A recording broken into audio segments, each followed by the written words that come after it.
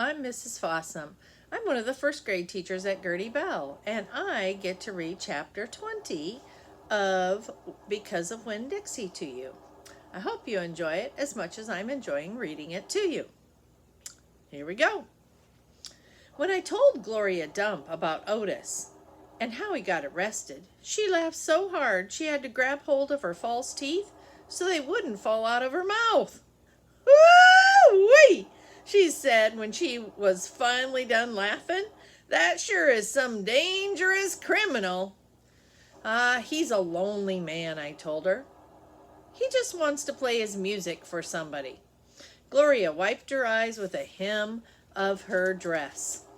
I know it, sugar, she said, but sometimes things are so bad they get to be funny. You know what else? I said, still thinking about sad things. That girl I told you about? The pinched-faced one? Amanda? Well, her brother drowned last year. He was only 5 years old, the same age as Sweetie Pie Thomas. Gloria stopped smiling. She nodded her head.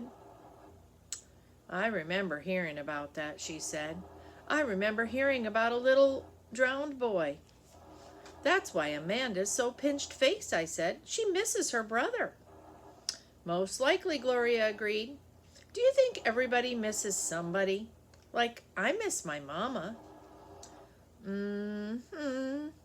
Said Gloria. She closed her eyes. I believe sometimes that the whole world has an aching heart. I couldn't stand to think about sad things that couldn't be helped anymore, so I said, do you want to hear more about David Copperfield? Yes, indeed, Gloria said. I've been looking forward to it all day. Let's see what happens to that child. I opened up David Copperfield and started to read, but the whole time I was thinking about Otis, worrying about him not being allowed to play his guitar for people. I needed to find him some people to listen to music. And then it came to me. The solution for Otis's aching heart. For everyone's aching heart. I know what we need to do, I said. I slammed the book shut. Winn Dixie's head shot up from underneath Gloria's chair. He looked all around nervous like, Huh? Said Gloria Dump. Have a party, I told her. We need to have a party and invite Miss Franny Block and the preacher and Otis. Otis can play his guitar for everyone. Sweetie Pie can come too. She listens to his good music. We who? Gloria asked. We, me, you. We can make some food and have a party right here in your yard.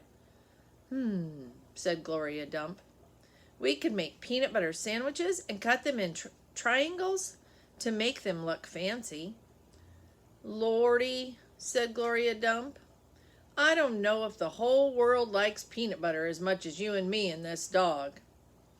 Okay then, I said. We could make egg salad sandwiches. Adults like those. You know how to make egg salad? No, ma'am, I said. I don't have a mama around to teach me things like that. But I bet you know. I bet you could teach me, please? Maybe, said Gloria Dump. She put her hand on Winn Dixie's head. She smiled at me. I knew she was telling me yes. Thank you, I said. I went over and hugged her. I squeezed her hard. Winn Dixie wagged his tail and tried to get in between the two of us. He couldn't stand being left out of anything. It's going to be the best party ever, I told Gloria. You got to make me one promise, though, Gloria said. All right, I told her. You got to invite them Dewberry boys, Dunlap and Stevie.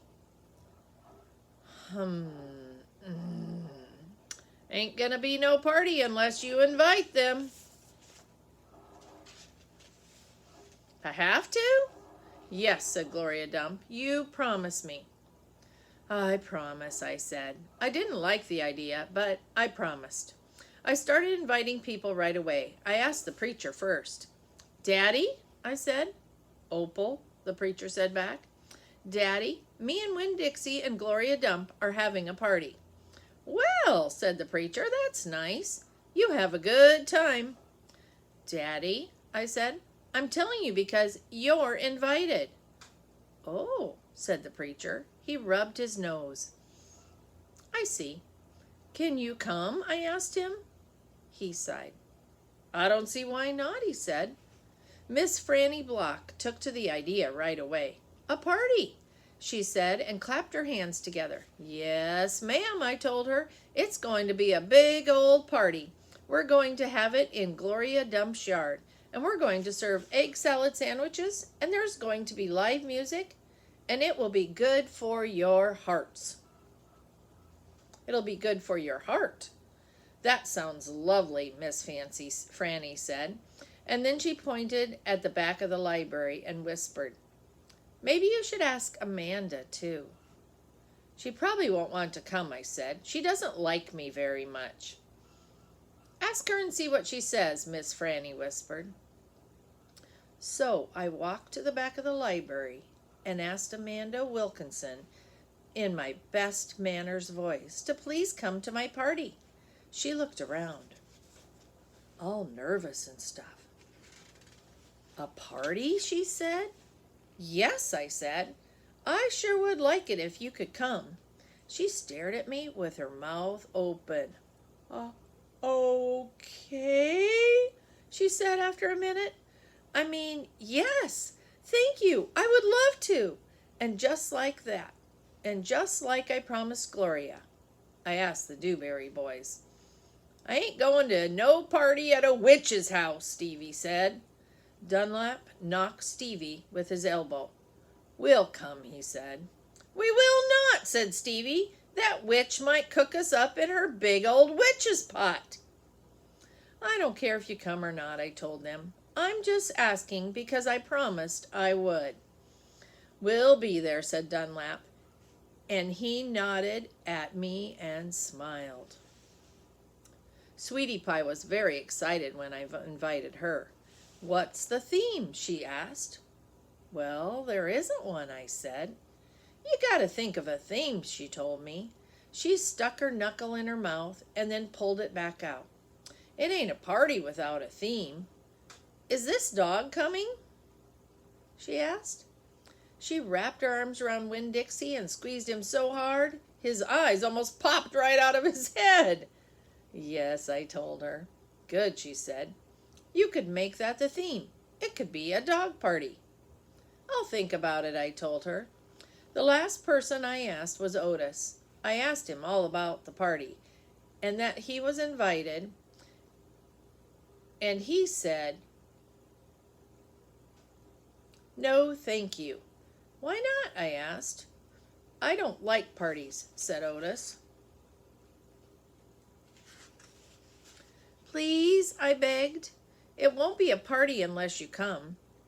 I'll give you a whole free week of sweeping and arranging and dusting if you come to the party. That's what I'll do. A whole week free? Otis said, looking up at me. Yes, sir, I told him, but I don't have to talk to people, right? No, sir, I said, you don't. But bring your guitar. Maybe you could play us some music. Maybe, said Otis. He looked down at his boots again real quick, trying to hide his smile. Thank you, I told him. Thank you for deciding to come. And that's the end of chapter 20. Enjoy the rest of the book.